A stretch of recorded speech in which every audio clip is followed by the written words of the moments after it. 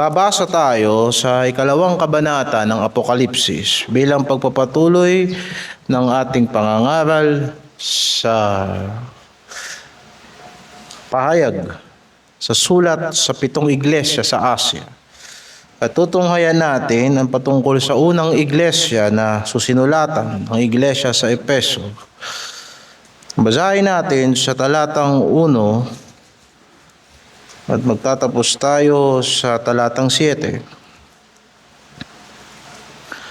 Ang anghel ng iglesia sa Efeso o sa anghel ng iglesia sa Efeso ay isulat mo: ang mga bagay na ito ay sinasabi ng may hawak ng 7 bituin sa kanyang kanang kamay, na yaong lumalakad sa gitna ng 7 kandelerong ginto. Nalalaman ko ang iyong mga gawa at ang iyong pagpapagal at pagtitiis, at hindi mo matiis ang masasamang tao, at sinubok mo ang mga nagpapanggap na apostol, at sila'y hindi gayon, at nasumpungan mong silang pawang bulaan. At may pagtitiis ka, at nagbata ka dahil sa aking pangalan, at hindi ka napagod. Ngunit mayroon akong laban sa iyo, na iyong iniwan ang iyong unang pag-ibig. Kaya't alalahanin mo kung saan ka nahulog, at magsisi ka at gawin mo ang iyong mga unang gawa, o kung hindi ay paririyan ako sa iyo at aalisin ko ang iyong kandilero sa kanyang kinalalagyan, maliban na magsisi ka.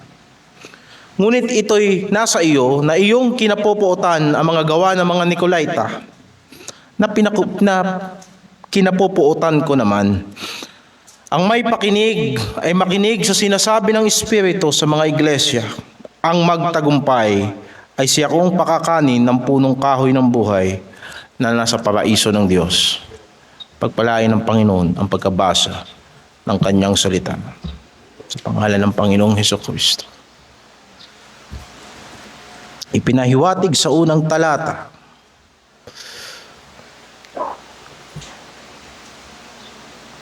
kung kaninong iglesia ito ipadadala, at partikular na babasahin ng mga ngaral sa iglesia sa Efeso.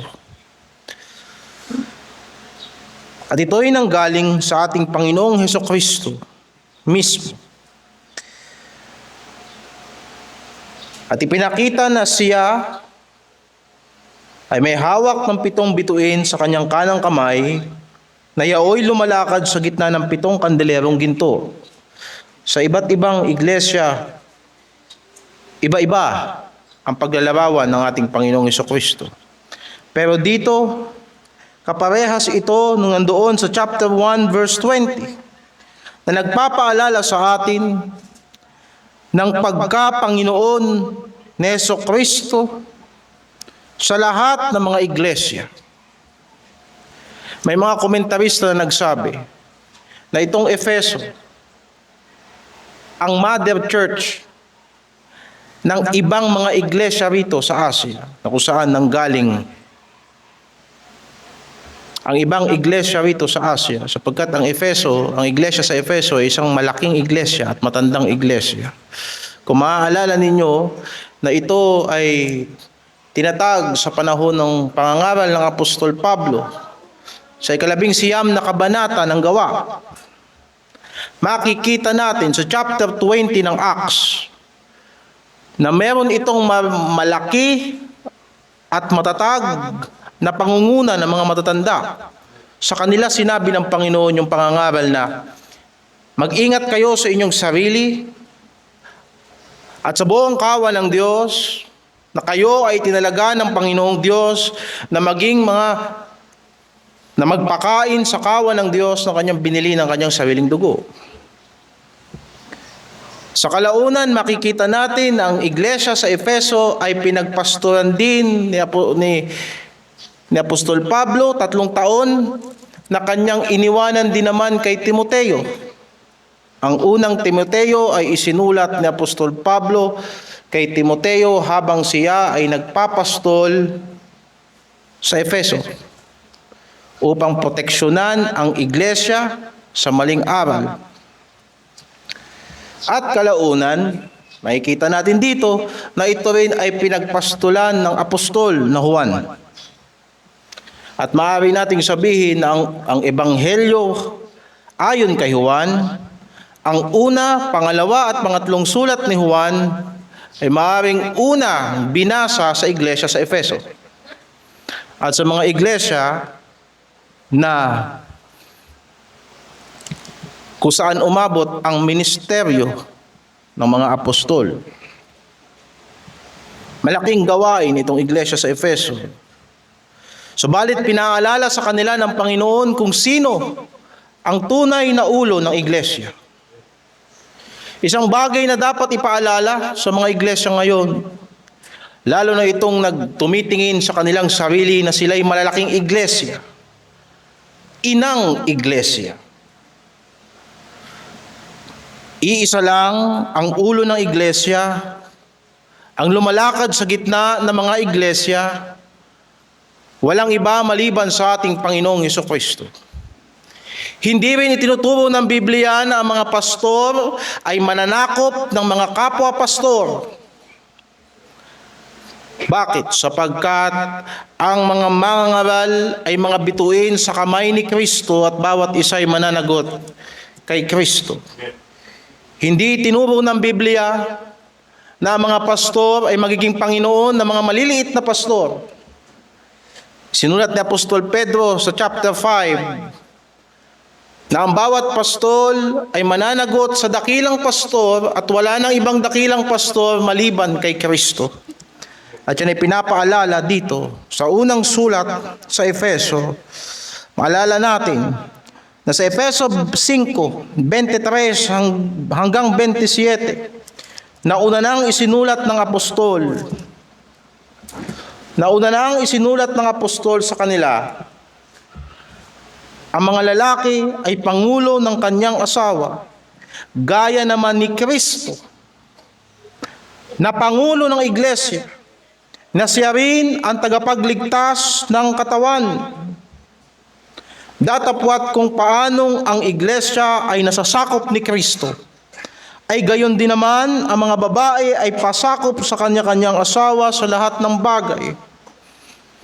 Mga lalaki, ibigin ninyo ang inyong asawa, gaya naman ni Kristo na umibig sa kanyang iglesia at ibinigay ang kanyang sarili dahil sa kanya upang kanyang pakabanalin ito na nililinis sa pamamagitan ng paghuhugas ng tubig na may salita, upang ang iglesia ay maiharap sa kanyang sarili na maluwalhati, na walang dungis o kulubot o anumang gayong bagay, kundi ito'y nararapat maging banal at walang kapintasan. Isang hindi mapapasubali ang dahilan kung bakit importante na maintindihan ng iglesia na walang ibang Panginoon sa iglesia maliban sa Hesukristo, sapagkat ang pamantayan ng kaayusan at kalinisan ng iglesia ay ang salita ni Kristo. Maaaring sasabihin ng marami na mahigpit ang ating doktrina. Hindi yan nakadepende sa estilo ng mga ngaral o ano paman. Lagi nating sinasabi, kung ipinagbabawal ni Kristo, ipagbabawal ko din. Kung ipagagawa ni Kristo ayon sa kasulatan, ipagagawa ko rin. Sapagkat sa ang huling batayan na tayo'y magiging karapat-dapat sa harapan ng Diyos ay ang salita ng ating Panginoong Hesukristo at wala ng iba. Kung kaya ipinakikita na mga mangangaral ay walang buhay sa kanyang sarili, wala siyang mensahe na galing sa kanyang sarili, kung hindi dapat niyang maintindihan na una sa lahat ay may pananagutan siya sa Diyos, na ang iglesia ay pinagkalooban, ang iba'y mga propeta, mga ebanghilista, nung una'y mga apostoles at mga propeta, sa panahon natin ay mga pastor at mga guro. para sa ikasasakdal ng mga banal, sa gawain ng paglilingkod sa ikatitibay ng katawan ni Kristo. Ngayon, sa palagay kong aking naipaliwanag na yung unang talata, nahati ang ating binasa sa tatlo. Yung una, yung mga bagay na pinuri ng Panginoon sa iglesia. Pangalawa, yung mga bagay na itinutuwid ng Panginoon sa iglesia. Pangatlo, sinabi diyan sa binasa natin, ang babala ng ating Panginoong Hesukristo. O sabihin natin, mga babala at pangako ng ating Panginoong Hesukristo sa iglesia sa Efeso. Naway masundan natin. Naniniwala tayo ng iglesia ay pinabanal ng dugo ni Kristo. Ito ay kalipunan ng mga banal. Makikita mo yan sa mga sulat sa Korinto, tinawag silang ang mga banal kay Kristo Jesus, ang iglesia ng Diyos. Gayunpaman ang iglesia, habang nandito sa lupa, ay palaging magtataglay ng kapintasan at kahinaan dito sa lupa. Kung kaya't nararapat palagi ng iglesia ay itinutuwid at patuloy na hinuhugasan ng salita ng Diyos. Gayunpaman, hindi palaging pangit ang tinitignan ng Panginoon. Marunong ding tumingin ang ating Panginoon sa mga mabubuting gawain na ginagawa ng iglesia. Babasahin natin dito sa talatang 2 ng pahayag. Nalalaman ko ang inyong mga gawa at ang inyong pagpapagal at pagtitiis at hindi mo matiis ang masasamang tao, etc., etc. Ang ating Panginoong Hesukristo, siya na nasa gitna ng mga iglesia, ay hindi bulag sa mga paghihirap ng iglesia.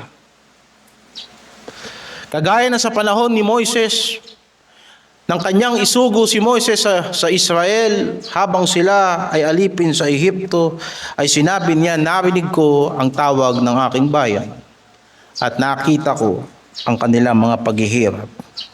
Ang Panginoon ay hindi liko para makalimutan ang pagsisikap ng kanyang iglesia. At partikular na pinuri niya ang iglesyang ito, una, sapagkat sila ay hindi nakatitiis sa kasamaan. Ito ay isang iglesia na nagmamalasakit sa kalinisan at kapurihan ng iglesia. At yun naman dapat ang maging larawan ng iglesia sa lupa. Isang iglesia na hindi niya tinotolerate ang kasamaan sa gitna ng kanyang mga miyembro. Isang iglesia na hindi niya hahayaan na ang iglesia ay madungisan ng sanlibutan ito. At yan ang katangian ng isang tunay na relihiyon. Sinabi niya, at hindi mo matiis ang masasamang tao. Ang iglesia ay dapat nagdidisiplina ng kanyang miyembro. Itinitiwalag ang mga taong hindi namumuhay sa salita ng Diyos. At isang bagay yan na tinitignang mabuti ng ating Panginoong Hesukristo. Hindi maaari na ang iglesia, alang-alang sa pag-ibig, ay magbubulag-bulagan sa lantarang pagsuway ng marami sa salita ng Diyos. Oot ang iglesia ay naparito para hanapin at iligtas ang mga nawawala. Laging nang hahawak ang iglesia sa kapangyarihan ng biyaya ng Diyos. At ipinangangaral ang ebanghelyo na may kapangyarihan sa lahat ng sumasampalataya. Unay sa mga Hudyo at maging sa mga Griyego, na ang sino mang nakipag-isa kay Kristo ay nagiging bagong nilalang, na ang buhay ng iglesia ay hindi sa sanlibutan ito, kung hindi dapat mag-iba ang isip, magbago ng isip, upang magkaroon tayo ng paglilingkod na katanggap-tanggap sa Diyos. Makikita natin, mga kapatid, sa Efeso kung paanong sinabi ni Apostol Pablo sa mga taga-Efeso, hindi na kayo lumalakad sa dati niyong buhay sapagkat nakilala niyo na si Kristo. At hanggang dito ay tinandaang mabuti ng mga Kristiyano sa Efeso na sila ay may bagong buhay kay Kristo. Ngayon, tignan mo sa Efeso 1. Paano sila inilarawan ng Apostol Pablo? Efeso 1:1. Si Pablo na apostol ni Kristo Jesus sa pamamagitan ng kalooban ng Diyos sa mga banal na nasa Efeso at sa mga tapat kay Kristo Jesus. Ito ay isang iglesia nagmamalasakit sa kabanalan at sa katapatan sapagkat sila'y kinahabagan ng Diyos. Pangalawang mapapansin natin, nakapuri-puri sa iglesyang ito ay kanilang iniingatan ang kalinisan ng iglesia sa pamamagitan ng kanilang pagsisiyasat sa mga mangangaral ng iglesia. Hindi lahat ng pupunta sa iglesia sa Efeso ay basta nila tatanggapin, sapagkat maraming nagpupunta doon na nagpapakilalang apostol din sila. Gayunman ay kanilang sinisiyasat at sinusubok mo ang mga nagpapanggap na apostol. Hindi lahat ng mangangaral na nagpakilalang mangangaral ay tinatanggap ng iglesia na mangangaral, sapagkat kahit ang diablo ay kaya niyang mag-anyong anghel ng liwanag. Hindi katakataka na kahit ang kanyang mga ministro ay magpanggap na mga mangangaral din ng salita ng Diyos. Sa Juan ay sumulat, sa unang sulat ni Juan 4:1. Sinabi ng apostol na Juan, mga minamahal, huwag kayong magsipaniwala sa bawat espiritu,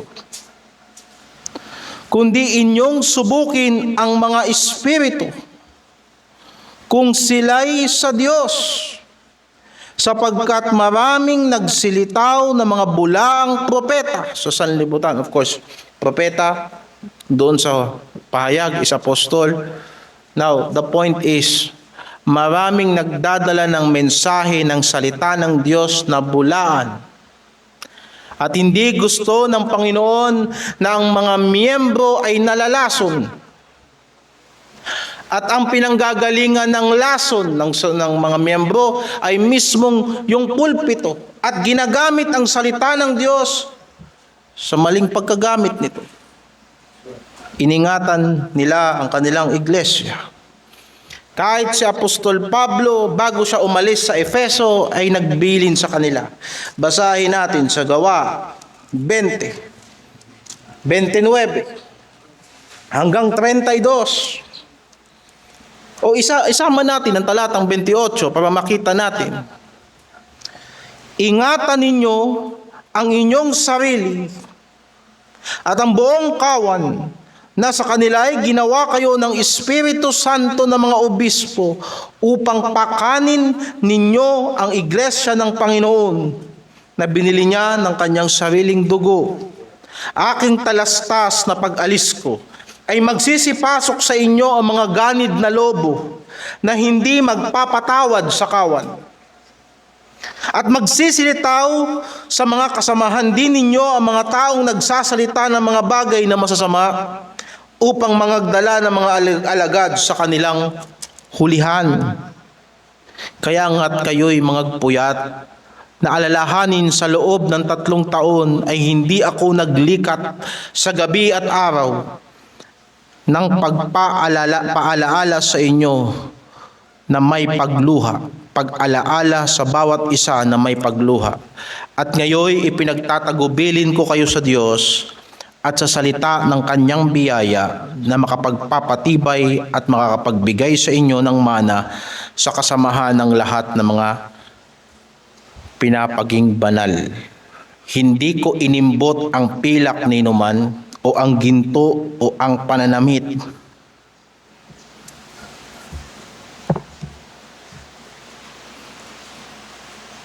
At isang mabuting bagay yun, na ang iglesia hindi basta-basta ibinibigay ang pulpito kung kani-kanino.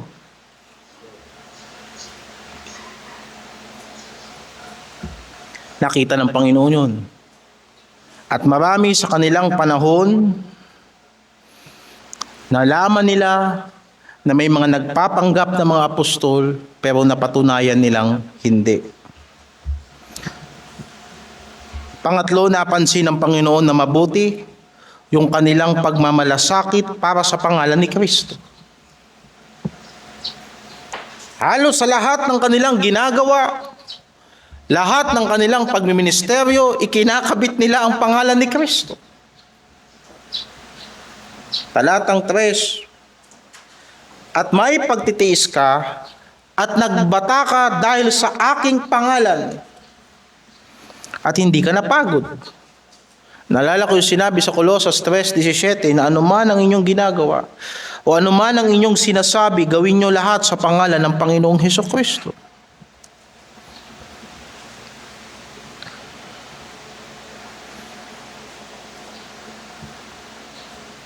Hindi nila ikinahihiya ang kanilang pagiging Kristiyano.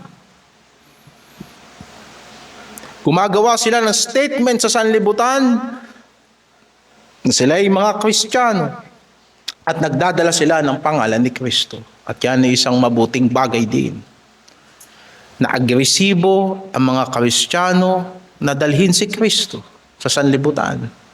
Sa loob at labas ng iglesia ay walang ibang niluluwalhati maliban ang ating Panginoong Hesukristo. At ang mga mangangaral ay walang ibang sinasabing ipangaral maliban kay Kristo. At yan ay isang mabuting bagay din. At pang-apat, kinamumuhian nila ang doktrina ng mga Nicolaitanes. Verse 6, ngunit ito'y nasa inyo na inyong kinapupuutan ang mga gawa ng mga Nicolaita na kinapupuutan ko naman. No, mahirap hanapan ng paliwanag yang doktrina ng Nicolaita. Mahirap hanapin. Dahil sa Biblia, dalawang talata lang ang bumanggit sa doktrina na yan. Pero isang malinaw, ito ay klase ng doktrina na ayaw ni Kristo sa loob ng iglesia. Ngayon, yung isang talatang binabanggit ko, nandito rin sa Apokalipsis 2:14 hanggang 15. Datapwat, mayroon akong ilang bagay na laban sa iyo. Dito naman to sa iglesia sa Pergamo. Mayroon akong ilang bagay na laban sa iyo, sapagkat mayroon ka diyang ilan na nanghahawak sa aral ni Balaam, na siyang nagturo kay Balak na maglagay ng katitisuran sa harapan ng mga anak ni Israel, upang magsikain ng mga bagay na inihahain sa mga Diyos-Diyosan at makiapid. Gayon din naman, na mayroon kang ilan na nanghahawak sa aral ng mga Nicolaita. At yun lang yun. Now, may dalawang explanation dyan na binibigay ang mga commentators. Una, ito ay aral na pang-aabuso sa biyaya ng Diyos, na kinokonekta ng mga church fathers doon sa isa sa mga diakono sa chapter 6, si Nicolas. Now, hindi malinaw yon. That's because that is a early tradition ng church. Gayunpaman, pag nabasa mo rito, ito ay klase ng doktrina na nagbibigay ng pahintulot sa doktrina ni Balaam na makapasok sa iglesia. Tandaan natin, yung masamang doktrina at saka yung mabuting doktrina, hindi yan pwedeng magsama. Kung ang doktrina ng mga Nicolaitans ay kasama ng doktrina ni Balaam, hindi tayo mag-iisip ng maganda sa doktrinang ito. Ito ay pangit na doktrina. Ayan, doktrina na ang mga Kristiyano ay mamumuhay sa masamang pamumuhay, sa espiritual na pakikiapid. Hindi mo sabihin, mga Kristiyano, akala mo walang problema, pero ang kawordlihan nasa puso at isip. Nakagaya ni Balaam na ginawa niya, tinuruan niya si Balak para itong mga Israelita ay sumamba sa Diyos-Diyosan at makapasok sa Israel yung mga bagay na ayaw ng Diyos. Ay gayon din naman, ang doktrina ng mga Nicolaitanes ay maaring klase ng doktrina. Kaya ayaw ni Kristo sa iglesia, sapagkat yung doktrina na yan ang nagbibigay daan na ang mga kamunduhan ay pumasok sa iglesia. Or, yung pangalawang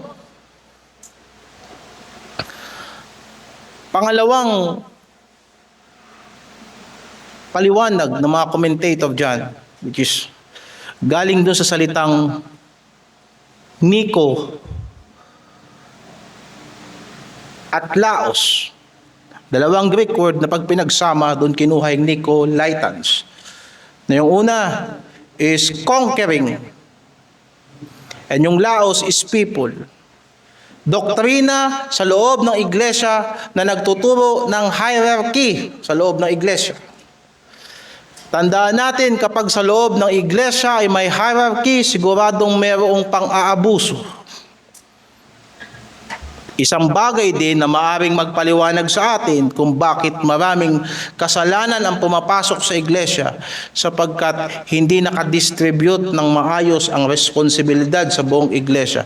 Kapag ka ang pamumuno ng iglesia ay nasa isang tao lang, sigurado yung isang tao na yan, marami siyang hindi nakikita.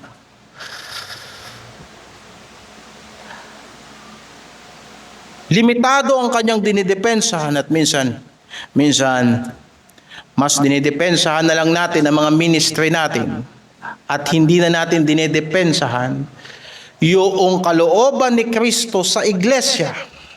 At isang bagay na hindi tama, kapag ka mga leader ng iglesia ay nawalan ng responsibilidad sa iglesia at nawala na ang kanilang pananagutan sa iglesia,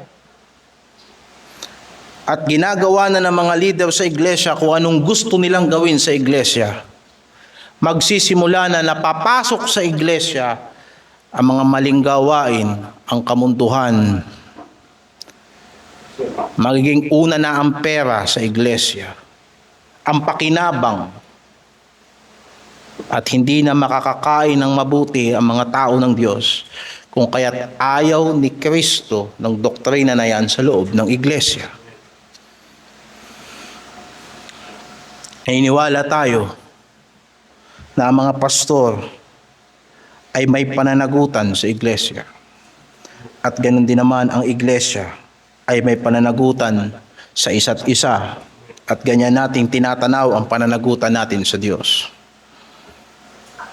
Yan ang mga bagay na ayaw ng Panginoon sa iglesia, na nakita niyang ginagawa ng iglesia sa Efeso at kanyang pinuri ang kanilang mabubuting gawain. Ang Panginoon ay may pagsaway din. Talatang 4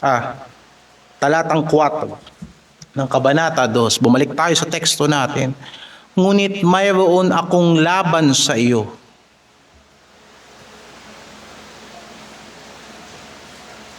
Mayroon akong laban sa iyo na iyong iniwan ang iyong unang pag-ibig.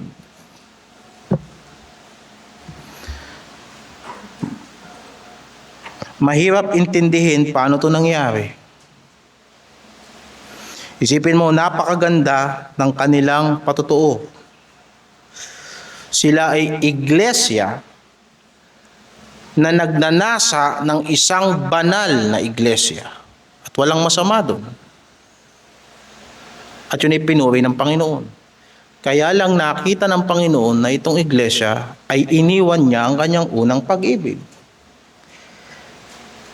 Nakita natin dito sa banal na kasulatan na mabuti yung kanilang ginawa, na yung kanilang mga pastor, yung kanilang mga mangangaral, yung mga misyonero na pumupunta sa kanila, yung nagpapakilalang apostol, hindi nila basta-basta pinaniniwalaan. At yun ay mabuting bagay. At pinuri sila ng Panginoon doon.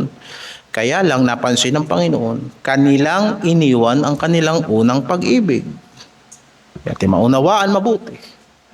Nakita natin na sila ay nagsikap sa pangalan ni Kristo. Kaya lang, iniwan nila ang kanilang unang pag-ibig.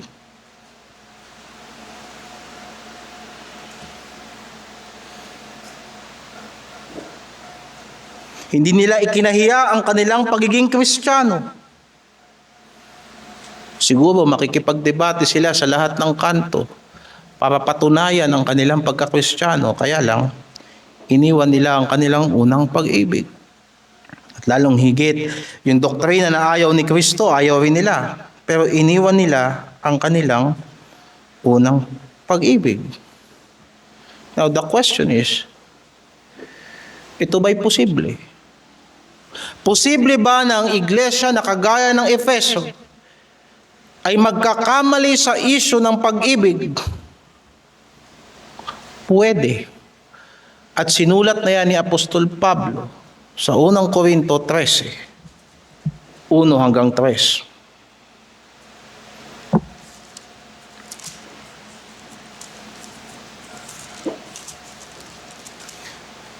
Kung ako'y magsalita ng mga wika ng mga tao at ng mga anghel, datapwat wala akong pag-ibig, ako'y nagiging tanso na tumutunog o batingaw na umaalingaw-ngaw. At kung magkaroon ako ng kaloob na panghuhula at maalaman ko ang lahat ng mga hiwaga at ang lahat ng mga kaalaman, at kung magkaroon ako ng buong pananampalataya na anupat mapapalipat ko ang bundok, datapwat wala akong pag-ibig, ay wala akong kabuluhan. At kung ipagkakaloob ko ang aking lahat ng aking mga tinatangkilik upang ipakain sa mga dukha, at kung ibigay ko ang aking katawan upang sunugin, datapwat wala akong pag-ibig, ay walang pakikinabangin sa akin. Ilagay natin dito. Kahit pa magmalasakit ako para sa isang banal na iglesia, at hindi ko kayang tiisin ang masasamang tao sa loob ng iglesia, kung wala akong pag-ibig, wala akong kabuluhan.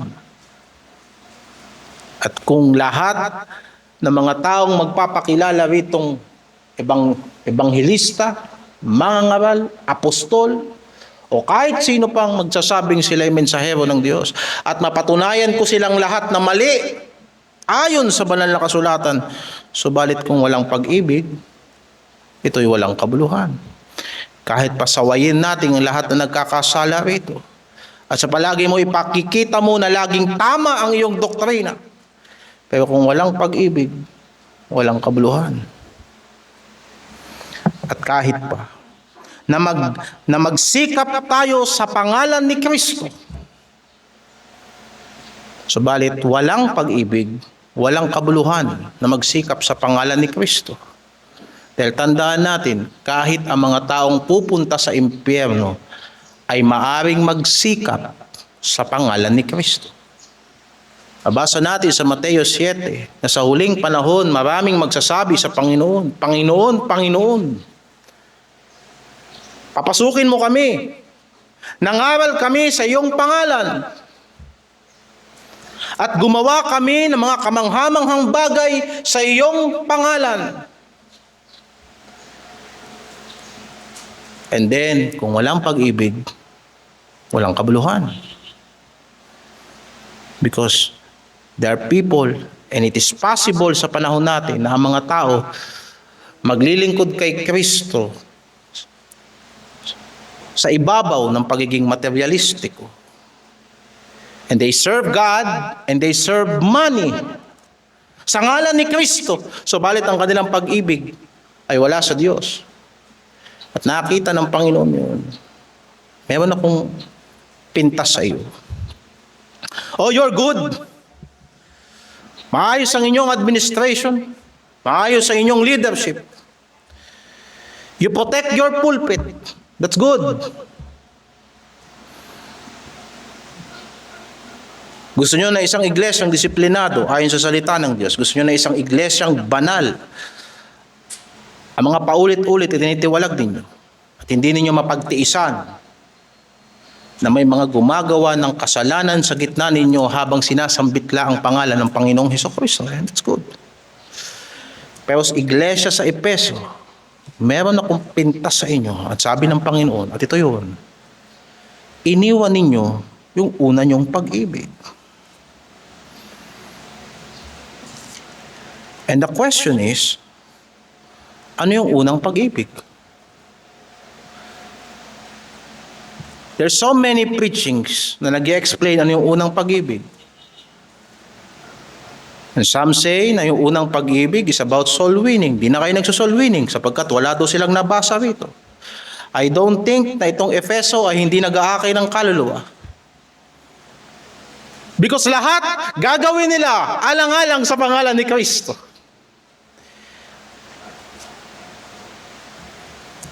Pero nabasa ko sa banal na kasulatan, wala nang ibang pag-ibig maliban sa pag-ibig ng Diyos. Yan ang Alpha at ang Omega, ang umpisa at ang katapusan ng Kristiyano. Ito ay unang pag-ibig sapagkat ito ang pinaka-importanting pag-ibig. Pakinggan mo, O Israel. Iisa lang ang ating Panginoong Diyos. At iyong iibigin ang Panginoon mong Diyos ng buong isip, buong puso at buong lakas. Yan ang pag-ibig. Ito ang pag-ibig kay Kristo. Ang sinseridad ng pag-ibig kay Kristo.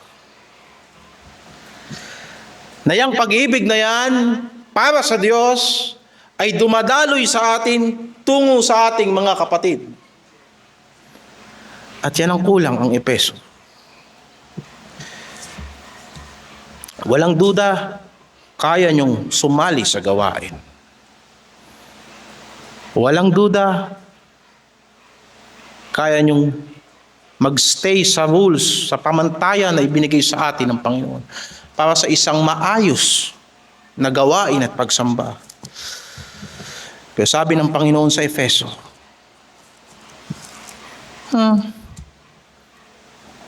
medyo nagkukulang ka sa parte na ito.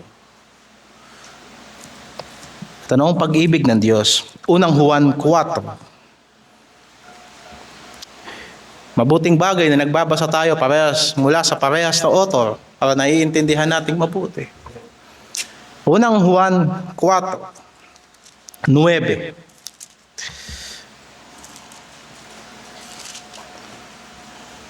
Dito nahayag ang pag-ibig ng Diyos sa atin, sapagkat sinugo ng Diyos ang kanyang bugtong na anak sa sanlibutan upang tayo'y mabuhay sa pamamagitan niya. Narito ang pag-ibig, hindi sa tayo ang umibig sa Diyos, kundi siya ang umibig sa atin. At sinugo ang kanyang anak na pampalubag-loob sa ating mga kasalanan. Mga minamahal, kung tayo inibig ng Diyos ng gayon, ay nararapat na mga ibigan din naman tayo. Sino man ang hindi nakakakita kailanman sa Diyos? Kung tayo'y nangag-iibigan, ang Diyos ay nananahan sa atin at ang kanyang pag-ibig ay nagiging sakdal sa atin. Dito'y nakikilala natin na tayo'y nananahan sa Kanya at siya'y sa atin sapagkat binigyan niya tayo ng Kanyang Espiritu Santo. At nakita natin at sinasaksihan na isinugo ng Ama ang Anak upang maging tagapagligtas ng sanlibutan. Ang sino mang nagpapahayag na si Jesus ay anak ng Diyos, ang Diyos ay nananahan sa Kanya at siya ay sa Diyos. At ating nakikilala at ating sinasampalatayanan ang pag-ibig ng Diyos sa atin. Ang Diyos ay pag-ibig at ang nananahan sa pag-ibig ay nananahan sa Diyos. Ang Diyos ay nananahan sa Kanya. Dito'y naging sakdal ang pag-ibig sa atin upang tayo'y magkaroon ng pagkakatiwala sa araw ng paghuhukom. Sapagkat kung ano siya, ay gayon din naman tayo sa sanlibutan ito. Walang takot sa pag-ibig, kundi ang sakdal na pag-ibig ay nagpapalayas ng takot. Sapagkat ang takot ay may kaparusahan at ang natatakot ay hindi pa pinasasakdal sa pag-ibig. Tayo'y nagsisiibig sapagkat siya ay unang umibig sa atin. Kung babasahin natin yung sinabi ng Panginoon, sapagkat iniwan nyo ang inyong unang pag-ibig, hindi na ako mag-iisip kung anong pangalawa at pangatlo. Wala nang ibang pag-ibig na pinanggagalingan ng anumang pag-ibig. Pag-ibig na ipinapakita ko sa aking kapatiran, pag-ibig na ipinapakita ko sa aking mahal sa buhay, pag-ibig na ipinapakita ko sa mga taong napapahamak, wala nang ibang pag-ibig maliban sa pag-ibig ni Kristo sa Kanyang pagmamahal sa akin. At wala na dapat ibang pag-ibig na dumaloy sa iglesia maliban sa pag-ibig na kay Kristo. Totoo, nabasa natin sa Efeso. At sinabi sa kanila ng Panginoon, sa 4:15 hanggang 16, sinabi na sa kanila ni Pablo na ang iglesia lumalago sapagkat si Kristo ang ulo ng iglesia. Kung tayo ay magsasalita sa ating kapatid, ay magsalita tayo ng katotohanan na may pag-ibig.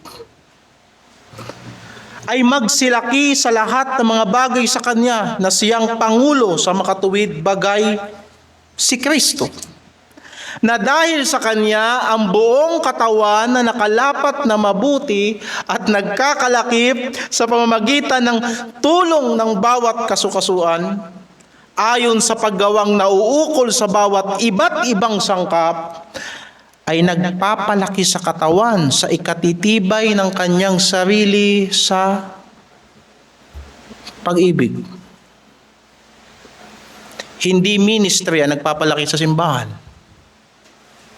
Pag-ibig. Ang ministry ay daluyan ng pag-ibig. Hindi ang pagsaway ang nagtutuwid sa Kristiyano. Pag-ibig. At ang pagsaway ay daluyan ng pag-ibig. Sapagkat ang open rebuke is better than secret love. At ang iniibig ng Diyos ay sinasaway ng Diyos. Hindi palo ang nagpapatino ng bata, kung hindi yung pag-ibig. At ang pamamalo ay ginagawa lamang daluyan ng pag-ibig. Mamalo ka ng walang pag-ibig, nagpapalaki ka ng rebelde. Mangaral ka ng walang pag-ibig, matututo lang ang mga tao na maging matalino sa Biblia pero walang pag-ibig sa Panginoon at sa iglesia. At kahit na sabihin natin na tayo ay nagmamalasakit sa isang banal na iglesia kung walang pag-ibig, hanggang salita lang tayo, hanggang doktrina lang tayo, hanggang basa lang tayo ng Biblia. At nakita ng Panginoon sa Efeso. Hindi ba sinulat sa inyo yan ni Pablo? Ilang taon na nakalipas? Ang iglesia ay lumalaki sa pamamagitan ng tulong ng bawat isa. Kaya kahit anong ganda ng inyong administrasyon at kahit anong ganda ng inyong doktrina at marami ng mga guro sa inyo, kung hindi ninyo tutulungan ang isa't isa, walang titibay na iglesia. At yan ay isang bagay na napon ako sa inyo. Marunong kayong sumaway at puro kayo saway. Kaya lang, nagkukulang kayo sa pag-ibig nyo sa isa't isa.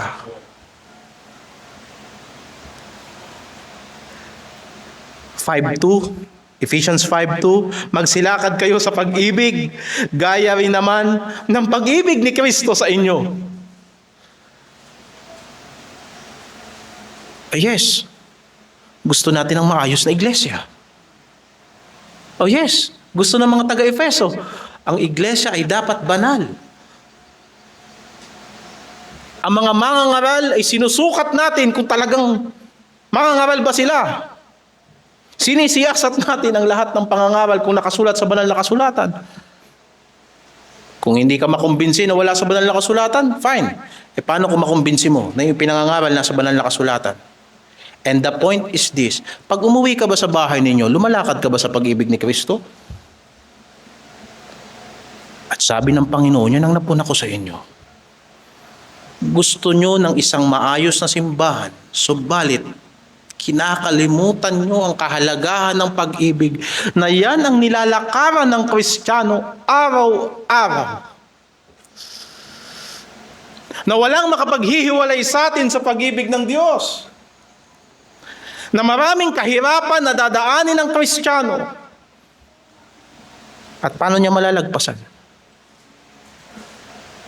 Sapagkat tayo ay higit pa sa mga magtatagumpay sa pamamagitan niya na umiibig sa atin. At yung pamumuhay natin, yung dinadala natin sa iglesia. Bakit natin ibibigay ang buhay natin sa ating mga kapatid? Sapagkat tayo ay nakatagpo ng buhay sa Diyos. Hindi ba sinasabi, binasa ko na kanina, mga asawang lalaki, mahalin ninyo ang inyong asawang babae. Bakit? Kagaya ni Kristo na minahal ang iglesia. Kahit ang ating mga sambahayan ay pinalalago natin sa pag-ibig ni Kristo. Kung bakit hinahanda natin ang mga binata at mga kadalagahan. Bakit inututuro sa mga kababaihan na maging mabuting katuwang sa kanilang tahanan. Bakit? Sapagkat namumuhay tayo sa halimbawa ng pag-ibig ng ating Panginoong Hesukristo. And look at it. Nasisikapin natin na ang mga bata ay matuto sa bahay-sambahan, subalit hindi umaabot ang pag-ibig ng Diyos sa kanilang mga tahanan. And so mga kapatid, sa chapter 6 verse 24 ng Efeso, nakikita natin, ang biyaya naway sumalahat ng mga nagsisiibig sa ating Panginoong Hesukristo ng pag-ibig na walang pagkasira. O pagsasabihin natin doon sa English, if you will read, sincerity. Tama po ba? Ang ilustrasyon nito ay ang ating pananampalataya. Lagi nating sinasabi, walang makakawasak sa pananampalataya basta ang pananampalataya totoo.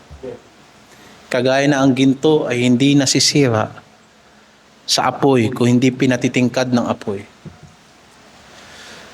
Binasa at mababasa natin sa awit ni Solomon, kahit ang maraming baha ay hindi makakawasak ng tunay na pag-ibig. Ang tunay na nagmamahal, kahit mabankrupt siya sa sarili niya at pagtawanan siya ng mga tao, dahil sa tunay na pag-ibig, ibibigay niya ang lahat. Dahil ang tunay na pag-ibig ay hindi nasisira ng maraming bagyo.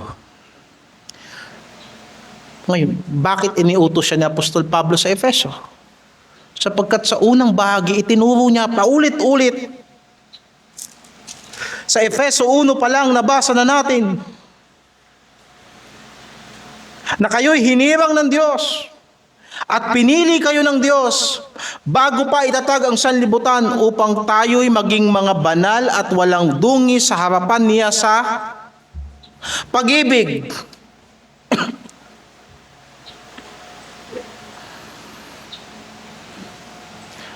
tayo noon ay mga patay sa kasalanan. Paano tayo ipinanganak na muli? Efeso 2:4. Ngunit ang Diyos palibhasa ay mayaman sa awa dahil sa kanyang malaking pag-ibig na kanyang inibig sa atin. Bagamat tayo ay mga patay dahil sa ating mga kasalanan, tayo'y binuhay na kalakip ni Kristo. Sa pamagitan ng biyaya, kayo'y nangaligtas. Kaya itinaasahan ng Diyos sa kanyang sulat kay Efeso, ayon kay Apostol Pablo na binasa natin, kung bakit magmamahal tayo sa isa't isa sapagkat tayo inibig ng Diyos. So bigyan natin ng conclusion. Iniiwan natin ang ating unang pag-ibig kapag nagsasalita tayo ng katotohanan na walang pag-ibig.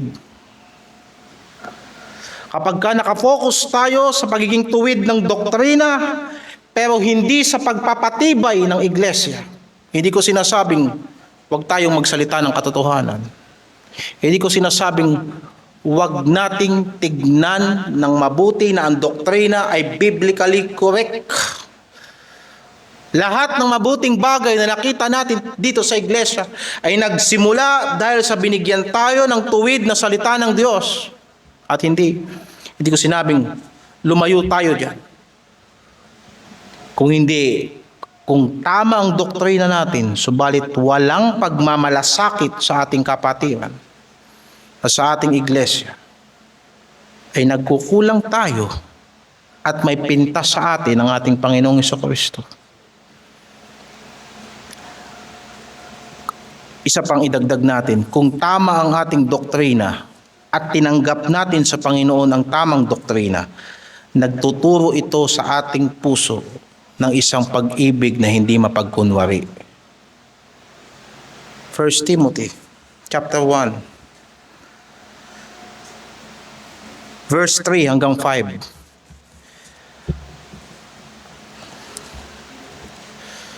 At gusto ko lang pansinin ninyo, saan pinadala si Timoteo?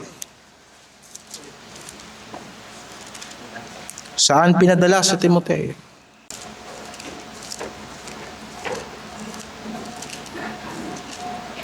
Pinadala si Timoteo sa Efeso. Unang Timoteo 1:3. Kung paanong ipinamamanhik ko sa inyo na ikaw ay matira sa Efeso, Efeso pa din. Nang pumaroon ako sa Macedonia, upang maipagbilin mo sa ilang tao na huwag magsipagturo ng ibang aral, ni huwag makinig sa mga katha at sa mga kasaysayan ng mga lahi na walang katapusan, na pinanggagalingan ng pagtatalo at hindi pagkakatiwalang mula sa Diyos na nasa pananampalataya, ay gayon din ang pinamamanhik ko ngayon. Ngunit ang kinauuwian ng bilin ay ang pag-ibig na nagbubuhat sa malinis na puso at ng mabuting budhi at pananampalatayang hindi paimbabaw.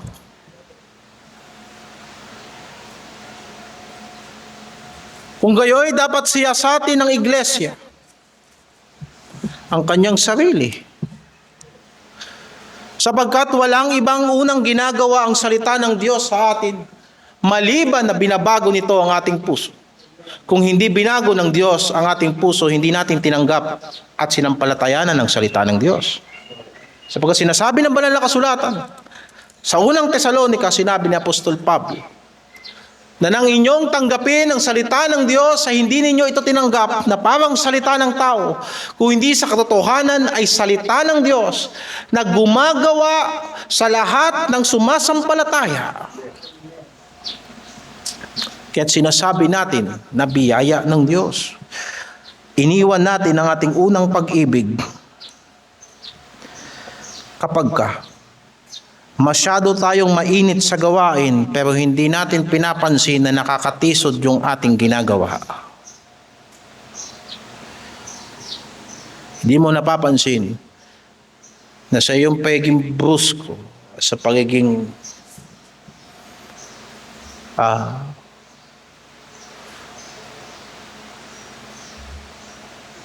Where's the right word? Sa ating pagiging mainit, ay napahihina natin ang ating mga kapatid. Marunong tayong manaway, pero hindi tayo marunong magpanumbalik. Marunong tayo humampas, pero hindi tayo marunong humimas.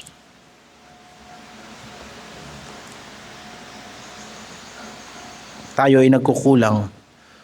Kung depensa tayo ng depensa sa ating kalayaan kay Kristo, subalit hindi natin ginagamit ang pag-ibig ng Diyos upang maglingkod tayo sa ating kapatid. Anong mangyayari? Kapag inintindi ng mga Kristiyano yung kanyang pansariling kalayaan at hindi niya bibigyan ng atensyon ang paglilingkod niya sa kanyang kapatiran, sabi ng Biblia, mag-ingat kayo na kung kayo'y magkakagatan, hindi kayo mga ubos.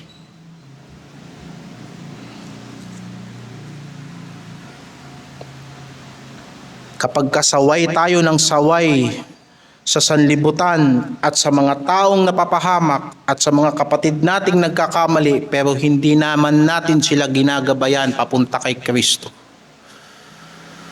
nagkukulang tayo sa ating pag-ibig. Ngayon, ano ang sabi ng Panginoon? Magsisi. Kung ganito ang kalagayan ng iglesia,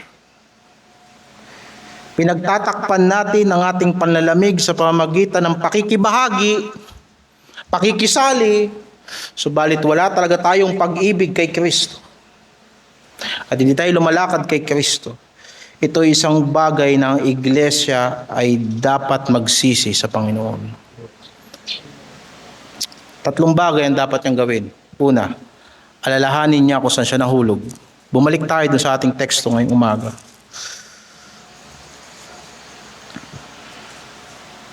Talatang 5. Kaya't alalahanin mo kung saan ka nahulog at magsisi ka at gawin mo ang iyong mga unang gawa. 3 bagay. Una, alalahanin mo kung saan ka nahulog.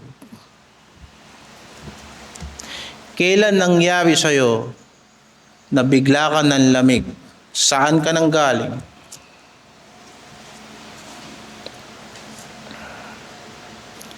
Pinangaral natin dito sa iglesia maraming beses na ang pagtalikod sa pananampalataya hindi yan nangyayari overnight. Ito ay gradual.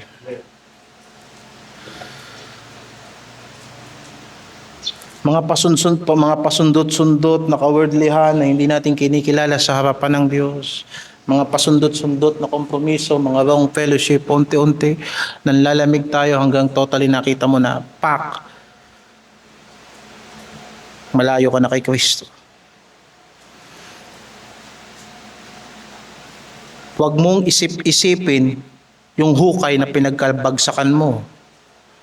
Hindi sinabi dyan ng Panginoon na alalahanin mo ang pagbabackslide mo. Ang sinabi dyan, isipin mo kung saan ka nang galing. Ang pag-ibig ng Diyos. Lahat tayo makasalanan. Lahat tayo nasasadlak sa karumihan nang natagpuan tayo ni Kristo. At lahat tayo ay iniangat lang ng Diyos. Lahat tayo. Pero minsan nakakalimutan natin na tayo mismo, pinatawad lang tayo ng Panginoon at nagmamalaki tayo. Kung gaano tayo nagmamataas sa Diyos, ganun tayo ibinabagsak sa sanlibutan ito.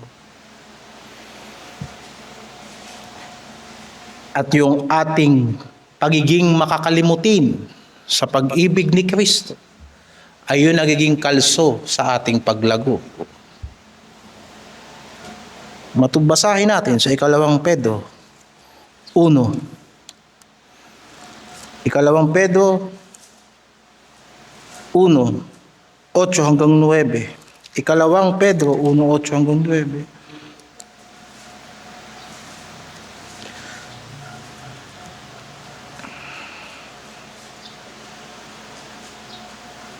Sapagkat kung nasa inyo ang mga bagay na ito, ano yung tumutukoy na yan? Mga bagay na ito. Umpisahan na natin sa verse 5. Oo, dahil dito, sa pagkadaragdag sa ganang inyo ng buong sikap, ay ipamahagi ninyo sa inyong pananampalataya ang kagalingan.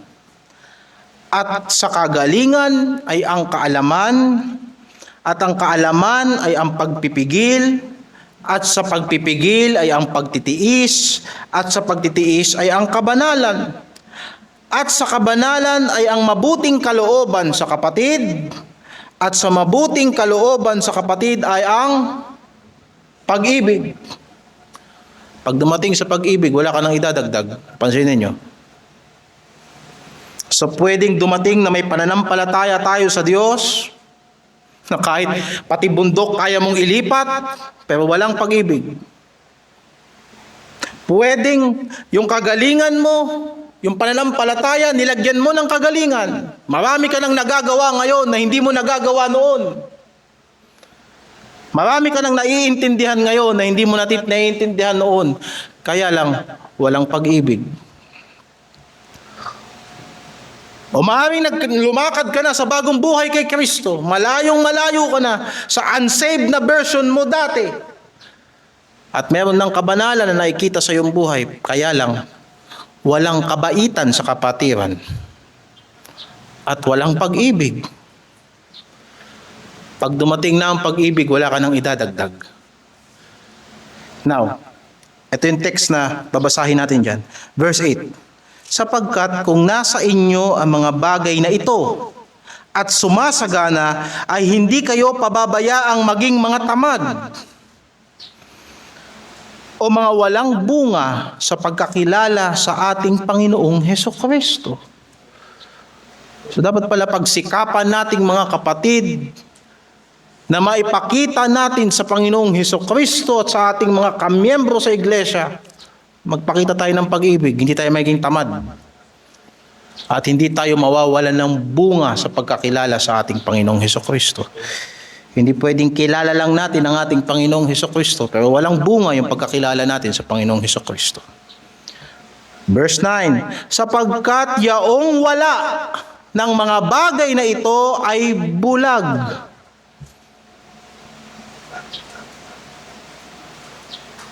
Kung hindi natin sisikapin na lahat ng gagawin natin ay may pag-ibig, ikaw ay bulag. At kapag bulag, eto, na ang nakikita lamang ay nasa malapit.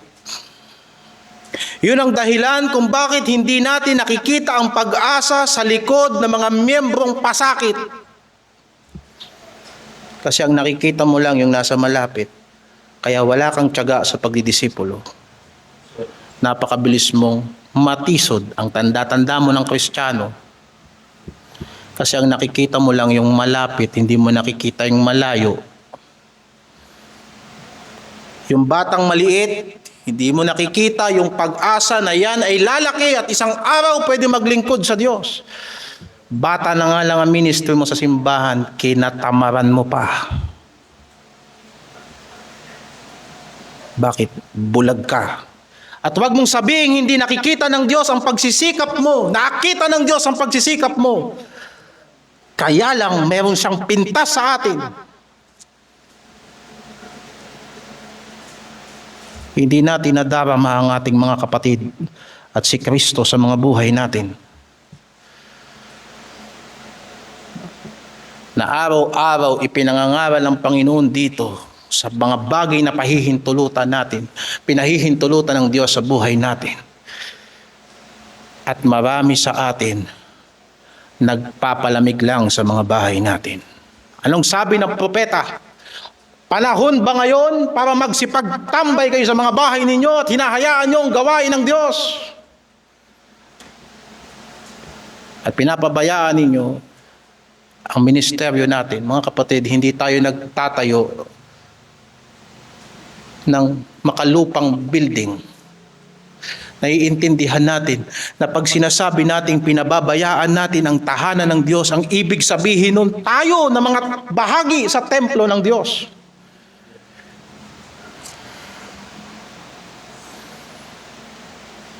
Yan ang sinasabi sa banal na kasulatan. Sapagkat kung gagawin natin ito, idagdag natin sa verse 9, sa pagkalimot ng paglilinis ng kanyang dating mga kasalanan. Nakakalimutan natin, hindi ba pinatawad na tayo ng Panginoon sa ating mga kasalanan? Huwag mong kakalimutan yun. Pag dumating ang espiritual na kapulagan sa napakalakas na temptasyon ng sanlibutan ito at pinipilit na lang natin ang sarili natin na bumahagi sa gawain ng Diyos at hindi na natin nadarama ang pag-ibig kay Kristo at pag-ibig sa ating mga kapatid, lagi mong alalahanin, pinatawad ng Diyos ang iyong mga kasalanan. At yan sinasabi, ito ang pag-ibig hindi dahil sa mahal mong Diyos. Ito ang pag-ibig, siya ang nagmahal sa atin. Kung kaya't nais ng Panginoon sa iglesia ng Efeso, alalahanin nyo ang mga bagay na yan. Tayo ay pinatawad lamang ng ating Panginoon sa ating mga kasalanan. Huwag natin kakalimutan. At pagkatapos, alalahanin mo kung saan ka nang galing. Pangalawa, magsisi. Anong pagsisisi? Pagbabago ng isip at pagbabago ng puso. Kilalanin natin sa harapan ng Panginoon na siya'y matuwid at matapat at siya'y magpapatawad sa ating mga kasalanan. Ang Espiritu ni Kristo ay Espiritu ng pag-ibig. Nalalaman natin na tayo ay nasa Diyos sapagkat iniibig natin ang Diyos at ang ating mga kapatid. At nalalaman natin na tayo ay nasa Diyos sapagkat meron tayong banal na Espiritu. Magsisi. Baka nakakalimutan na nating alalahanin at paalalahanan ng mga kapatiran natin. May mga katitisawan tayong hindi natin inaayos. Pinalilipas lang natin ang araw. Nagiging panlalamig yan sa gitna ng iglesia. At hindi ka makakasulong kung palagi ka na lang na-open. Panahon na para magturo ka. Panahon na para ituwid mo ang pagkakamali. At kung ang kapatid mo hindi makikinig sa'yo, patunayan mo na yung katotohanan sinabi mo, yan ang katotohanan, ipamuhay natin. Kahit na hindi sila magpatuloy tayo. Kahit hindi sila makinig, ang Diyos ay tapat. At makikinig ang Panginoon sa ating dalangin, sapagkat siya ang Diyos ay matapat at matuwid. Balit kung pagmamatigasin natin ang ating mga puso, idinadaya natin ang ating sarili at ang katotohanan ay wala sa atin. So balit kung ipahayag natin ang ating mga kasalanan, ang Panginoong Jesucristo ay matapat at matuwid na magpapatawad sa atin at lilinisin tayo. At kapwa tayo lalakad sa katotohanan at sa liwanag. At kung lumalakad tayo sa liwanag, magkakaroon tayo ng pakikisama sa isa't isa. At ang dugo ni Kristo, ang siyang naglinis ng ating lahat ng mga kasalanan. At pagkatapos, pangatlo, nagsisi ka na. Gawin mo na yung dati mong ginagawa. Hindi pwede magsisisi ka tapos mananatili ka dyan sa ginagawa mo. Basahin natin. Apokalipsis 2:5.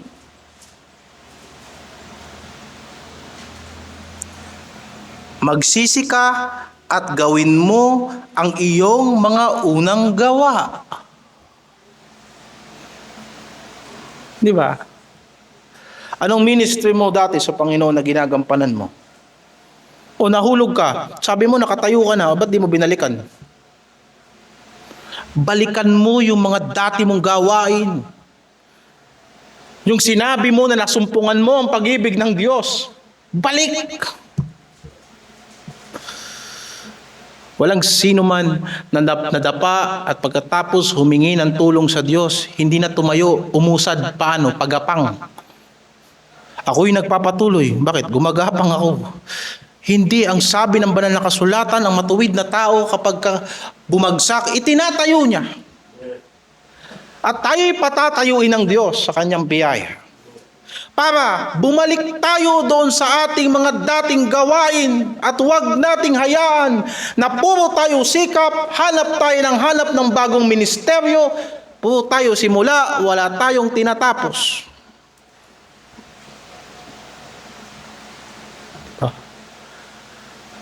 bahagi ng pagtuturo sa atin ng Panginoon na tinutuwid tayo ng Panginoon at pinapalo tayo ng Panginoon.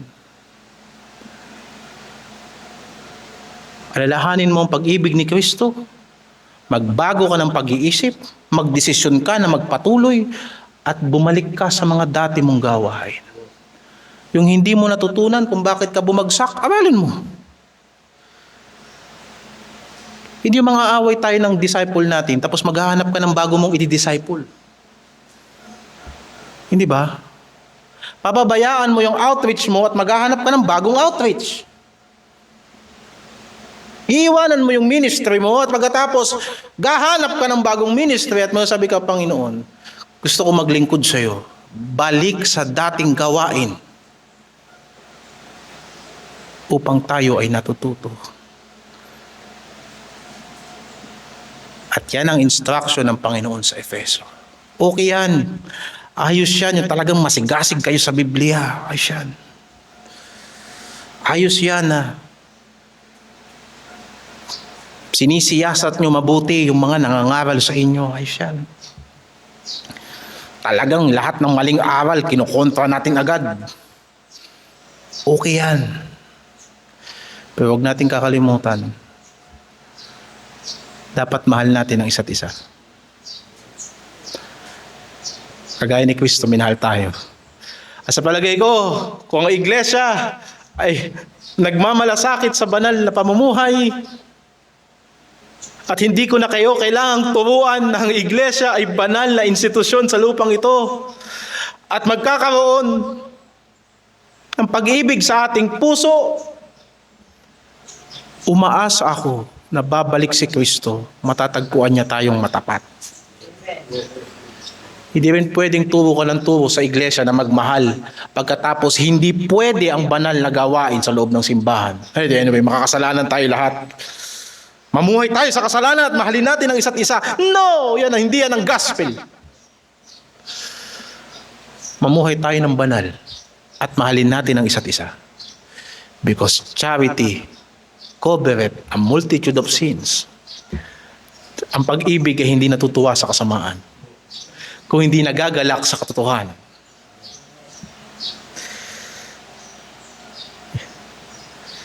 Hindi pwedeng mahalin natin ang isa't isa.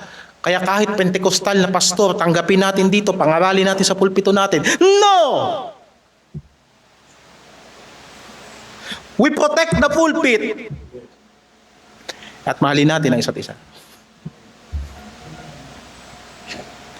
Istrikto yung simbahan ninyo. O sige, mahalin natin ang isa't isa. Huwag na tayo maging istrikto. Hindi rin. Magpatupad tayo ng disiplina sa iglesia. At mahalin natin ang isa't isa. Sa bagay na yan, babalik si Kristo, matatagpuan tayo na karapat-dapat sa Kanya. Dudugsoan ko itong pangaral mamayang gabi.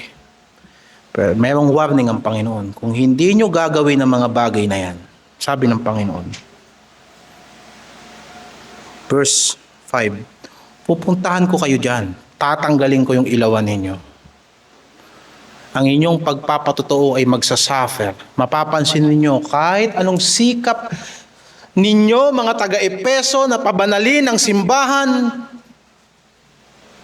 hindi kayo mauubusan ng taong masama dyan.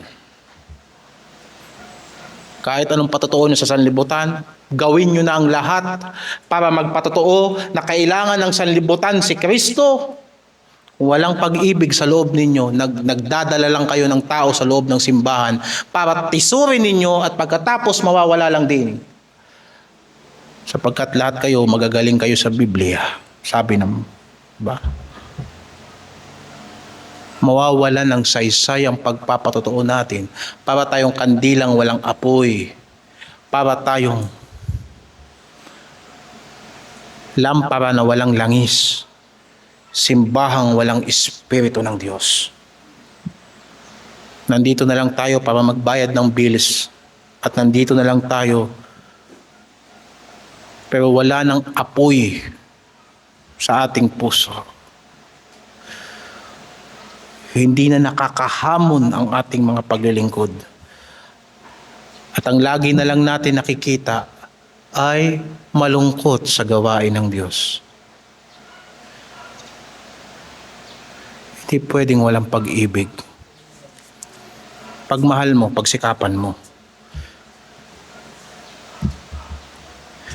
Hindi pupunta ka sa gawain ng Diyos, uupo ka. Bibigay ka ng offering, pero hindi ka namin naramdaman sa loob ng isang linggong lumipas. Diba? Share the gospel with us. Diba? Sabi ko sa mga nagtuturo ng salita ng Diyos, may ministry kayong gagawin nyo rito, pumunta kayo ng maaga. May mga kapatid tayo rito, nagsisikap sa Panginoon. Paano kung yung mga kapatid natin nagsisikap, hindi mararamdaman sa kabilang bahagi ng iglesia na minamahal natin sila, hindi ba yun nauuwi sa panlalamig at kahinaan? Kaya mabuti, pinapalakpakan natin yung mga kapatid natin na masikap, talagang subsub sa gawain, at ikaw tagapalakpak. Mga kapatid, nakukulangan tayo sa pag-ibig. Nakukulangan tayo. Manumbalik tayo sa Panginoon. Ang pag-ibig hindi itinuturo at hindi kita pwedeng hawakan sa liig. Ibigin mo si Kristo. No. Kaya sinabi ni Moises sa Deuteronomy 30 verse 6, at tutuliin ng Diyos ang inyong mga puso upang mahalin ninyo ang Diyos ng buong puso at buong isip at buong lakas. Lumapit tayo sa Panginoon ngayong umaga. Natupad na yung pangako na yan kay Hesukristo. May mga kasama tayo ngayong umaga na hindi pa tumatanggap sa Panginoon. At hindi po ba tinatanggap ang pag-ibig ng Diyos? Hindi ito tungkol sa pagsisikap mo na lumapit kay Kristo. Hindi ito tungkol sa iyong pagsisikap na gumawa ng mabuti. Ang pag-ibig ng Diyos ay hindi tungkol sa ikaw ay umiibig sa Diyos. Ang Ebanghelyo ay tungkol dito. Si Kristo ang umibig sa atin. Si Kristo ang lumapit sa atin. Si Kristo ay namatay para sa atin. Si Kristo ay inilibing at muling nabuhay para sa atin. Kung tatanggapin natin yung pag-ibig na yan, magkakaroon tayo ng bagong buhay kay Kristo. At si Kristo ang ating magiging Panginoon. Yan ang Ebanghelyo. O ipahayag mo sa iyong bibig na si Kristo ay Panginoon. At mananampalataya ka ng buong puso na binuhay siya ng Diyos mula sa mga patay. Maliligtas ka. Ang Ebanghelyo ng Panginoon sa atin ngayong umaga. Salamat sa inyong pakikinig. Palain tayo ng Panginoon.